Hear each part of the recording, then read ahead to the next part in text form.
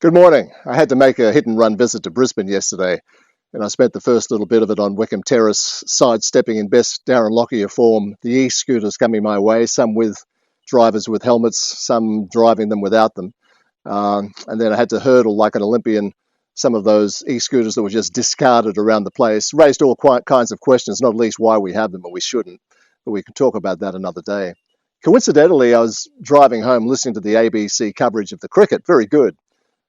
Now, I heard one of the colour commentators, a former international, making light of Ben Stokes and the England players earlier in the week getting into strife for riding e-scooters without a helmet.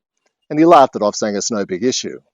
Well, I guess no issue is big unless it impacts you and the families and friends of those who have been seriously injured and worse by e-scooters would tend to disagree that it's not a big issue. In fact, it's a very big issue indeed, if you've been impacted by it. And it went through my mind how our attitudes change to these things. I remember in New York years ago when Rudy Giuliani was the mayor, he introduced a policy called broken windows. The place was a mess. It was violent, it was grubby, it was nasty, tourism was down, people were leaving, and there was graffiti everywhere, ugly graffiti, and there were broken windows everywhere. In other words, people had contempt for the city, really. They just weren't treating it with respect. So he brought in a policy of if you saw a broken window, you fixed it. If you saw graffiti, you wiped it off the walls. Now, our attitudes to graffiti have changed somewhat, but the attitude to broken windows hasn't, because that led to a reinvigoration of New York. That's true in Singapore, where they've always had a broken windows policy.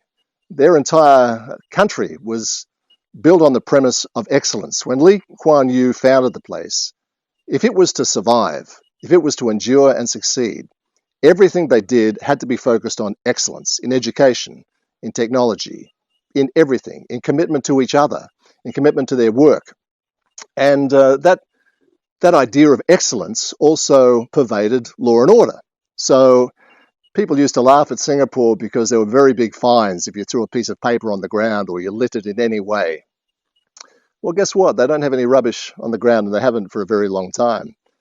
So the broken windows policy is really a reflection of how a society feels about itself.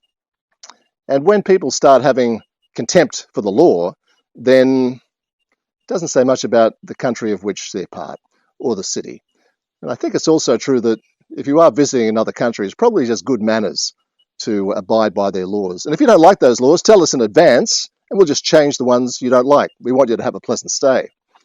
I was watching the cricket late yesterday, and at 4 for 210, Ben Stokes managed to run himself out. It's a critical time for England. I guess it just goes to show that you can be just as stupid wearing a helmet as when you're not wearing a helmet. It was a great day's cricket.